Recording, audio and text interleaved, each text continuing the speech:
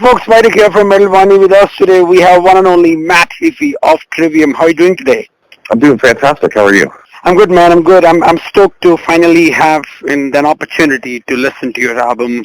I am absolutely happy with the entire set of songs that you guys have come up with. I'm sure you must be, and the other guys must be proud of the material. Another month and a half left. Must be like super stoked feeling inside you, isn't it? Yeah, it's been fantastic. We love the record.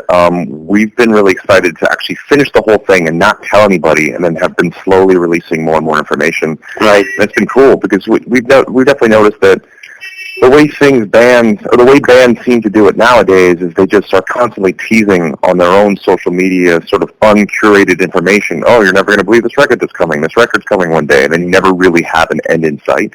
Right. So our idea was to completely finish the record, finish the music videos, the documentary, finish all this artwork, finish everything, and then out of nowhere we have a schedule so we can release everything on our own time and have people have this experience leading up to the record versus it not having an end in sight. Absolutely, because you guys have this great, sort of a vibe at creating a suspense in a unique way from other bands to hype up your records. I believe the fans, sort of come to expect this with each record now and are much more excited each time.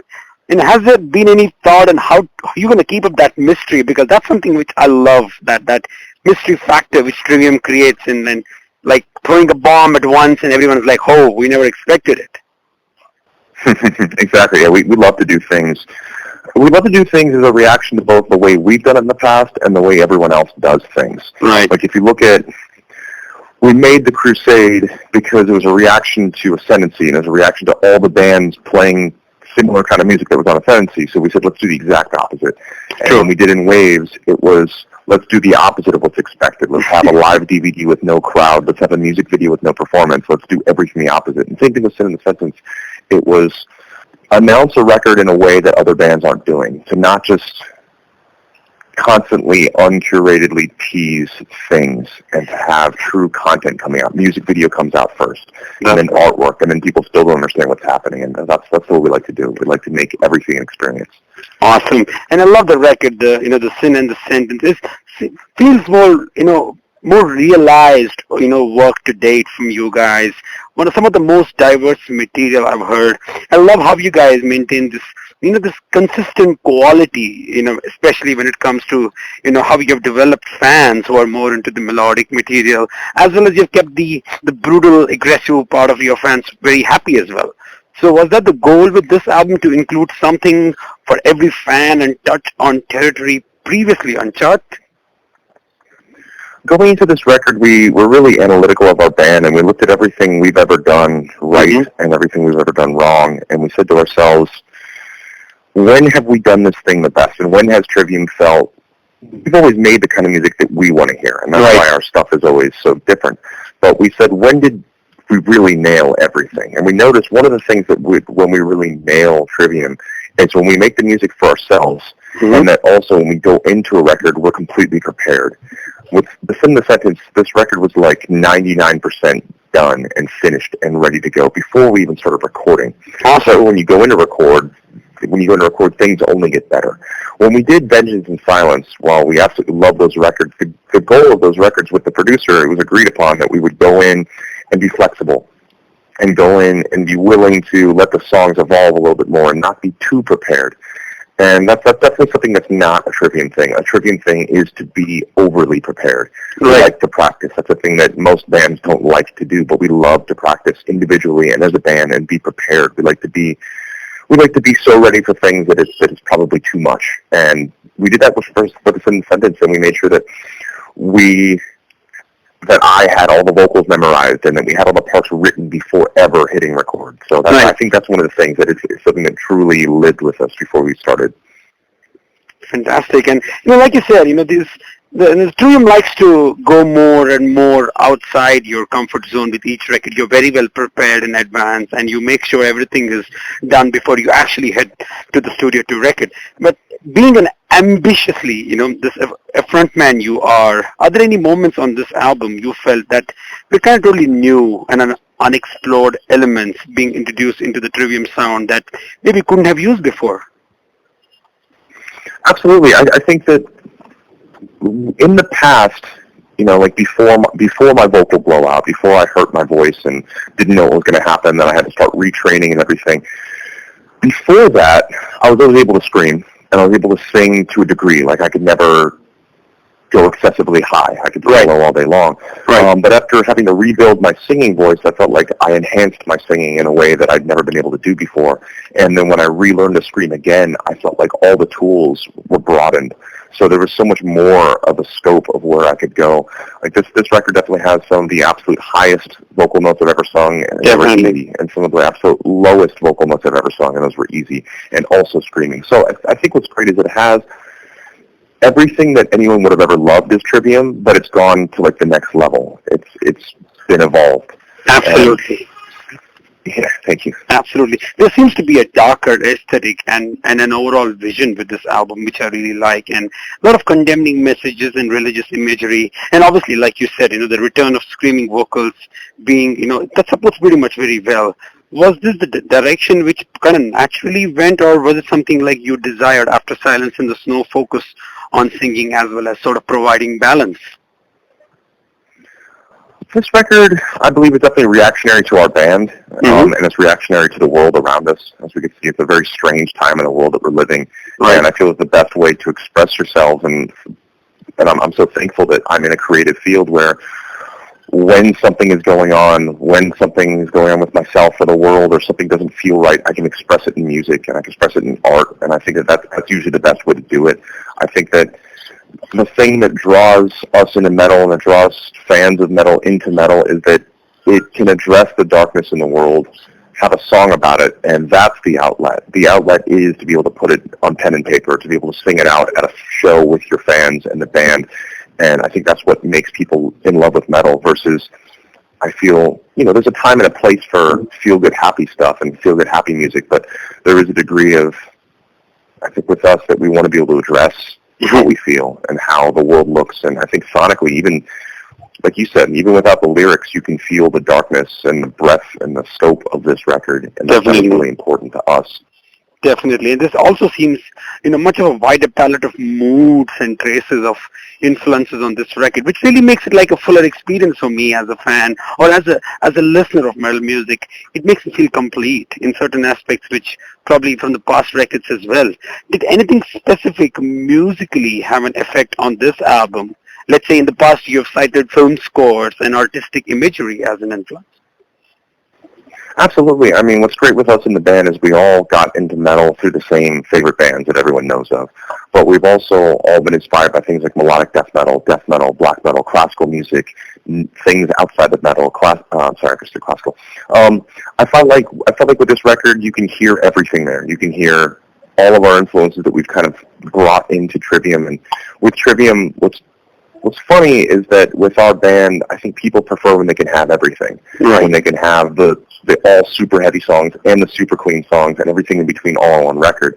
Whereas with Vengeance, Silence, and The Crusade, I think we kind of narrowed it to make it more condensed into one specific vision. And while those records are great, I feel like the excitement is when we have records like Ascendancy, Shogun, In Waves, Sin in the Sentence, when they have everything there, when they can go from 0 to 100 and have every mood and feeling in between. Right. That's definitely important to us. And that's something you see more so, I guess, with classical music. Classical music has all those feelings in between. And that's something that I always love to have on because it has a much higher dynamic range than rock music, for example, or even metal. I think classical music has more of a range.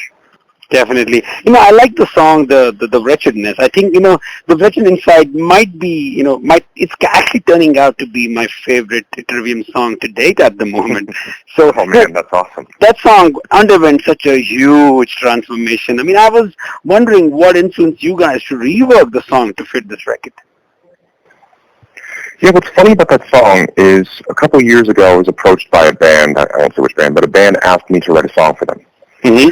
So after two passes of a song written for them, it ended up being this song, The Wretchedness Inside. And there's an old version of this song on my old website, kichichaos.com. Okay. The original demo version is up there, and it was written for an entirely different band with the same lyrics, with the screaming, everything exactly of the old version. Mm-hmm. And when we started making this record, Paulo and Corey, they said, Matt, this song's really good. We should use this song for the next record. Right. So since no one used that song, we brought that song back and rewrote some of the parts. Paulo helped me with the lyrics, and the guys helped me make the song a lot better. And then it became into what it is. And I definitely feel that Wretchedness and Throne are two of the heaviest songs on the record and two of the heaviest songs we've ever had, ever. Lyrically, I love that song. It's about like toxic relationships and people's addiction to those toxic relationships, whether that be a person, a substance, a thing, an action, and having a difficult time to be able to get yourself out of that. Absolutely. Yeah, I love Alex's work. I mean, he's a beast.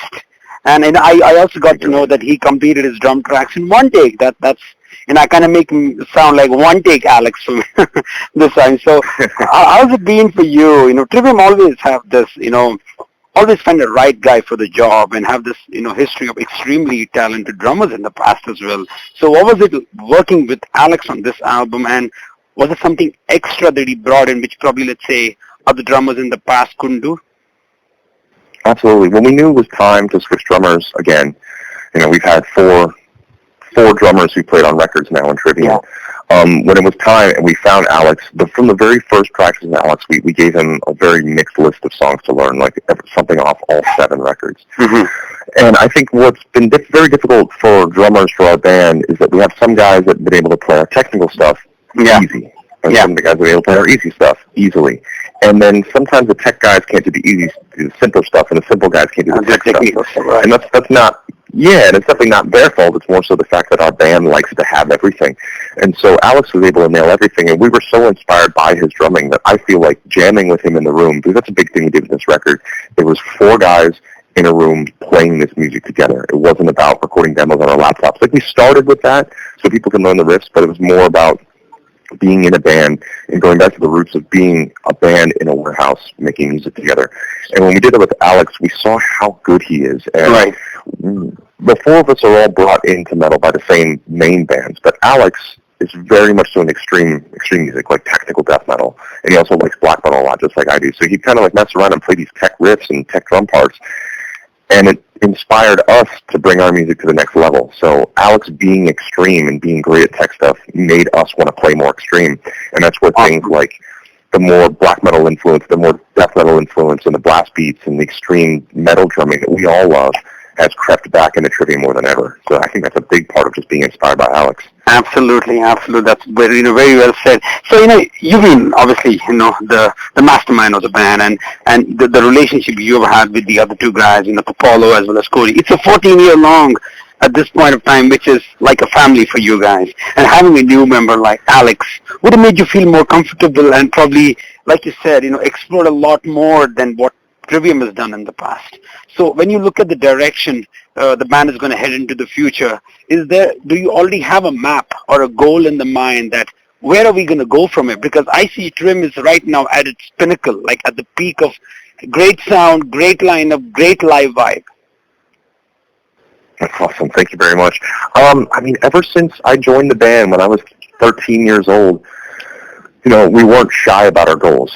My goal as a 13-year-old was to be in the absolute biggest metal band that I could possibly be in. Right. And that goal hasn't changed, and I'm happy that goal hasn't changed. And I know that when we were younger, that goal scared a lot of other bands and scared a lot of people, because they were saying, who are these 18-year-olds saying they want to take over the world? But when has it ever been a bad thing to have high goals? And so our goals have always been that. It's always been to be the absolute best musicians and songwriters and performers that we can be individually, but also to be in the best kind of band we can be. So still in my head, I want to be the kind of metal band that can headline stadiums and have more pyro than Rammstein and more lights than Nine Inch Nails and have a plane like Iron Maiden. Those are definitely goals in mind. And I will work towards those things. If those don't happen, at least I put everything in my life to this. And that's the way we all look at this.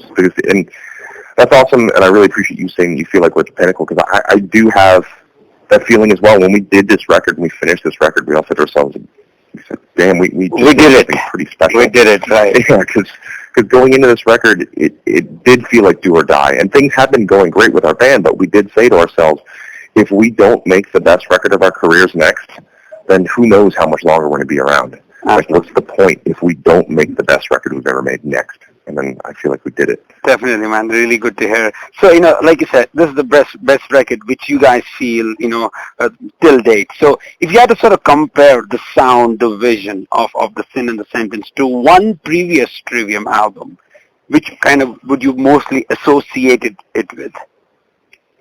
That's a great question. There are definitely a couple. There's definitely three that I think it's most similar to, but if I had to pick one, I would say most likely In Waves. And the reason why I say In Waves is because In Waves had that big, broad scope, where it has a song like Of All These Yesterdays that's clean and melodic and simple in the beginning, or even a song like Built to Fall or Black or Watch the World Burn. And on the other end of the spectrum, it had Skyline Severance and Chaos Reigns and these super heavy songs. So I feel like it's similar to that, but then it opens that scope up even bigger. And the three that I would compare it to would be In Waves, Shogun, and Ascendancy. And I feel like it's got the scope of like those three records and the mixture of those three records, and it has everything. And it isn't afraid to go to 10. And with those three records and Sin, those were the albums that we went into the studio incredibly prepared, and those were the albums that we went in and had rehearsed so much as a band before we even got in a room with a producer. Whereas with Vengeance and Silence, it was more being malleable and being able to change things on the fly. Absolutely. Trivium is a live machine. I mean, you have such huge tours coming up, and I'm sure fans are, waiting for it. But I'm sure you guys must have had some goals for this record that you're set to accomplish while touring off the Sin and the Sentence. Definitely. I mean, it was to make the best record that we possibly can, and to make something that we all believed in, and to make the kind of music that we felt was missing from metal, that we felt like if we weren't in Trivium, what's the kind of music we would want to hear? Right. And that's what the Sin and the Sentence is. And I think that Trivium does best when we make the kind of music that we want to hear. And I know that may sound selfish to fans, but I feel like when we try to write for something, for a specific fan, for a specific outlet, that's when the vision gets diluted. Right. Yeah. Absolutely. So I'm going to sum up pretty quickly now. I have one question which I've been, waiting for an answer, and that is there any update on your solo album anytime? I'm sure, you have this record coming out. You're going to be packed for next couple of years with, insanely long tours. But is there anything going to happen with your solo record sometime in the future? I hope so. I just was able to speak to Ishan from Emperor when we played with Emperor Vakken the other day, and we both talked about it and laughed, like, when are we going to start this thing? But he's so busy with his solo stuff and the Emperor reunions, and then obviously Trivium's crazy. So we've opened the dialogue back up, so we have to do it. It's going to happen. We just don't know when. Hopefully soon. Maybe during this break we can pick it back up again. Thanks so much, Matt. I've got a last question for you. You're going to sum up the record, the Sin and the Sentence, in just one sentence. I'll do you one better. I'll do one word. Yeah, Trivium. Let's do it. Trivia. Trivium. Thanks so much, dude. Good luck with the release, man, and I hope you guys crush all the billboards and, have a great tours up. I'm looking forward to the release there and also to catch you guys on tour. Awesome. Thank you for the amazing interview. Thank you, buddy. See ya. Bye-bye. Thank you. Bye-bye.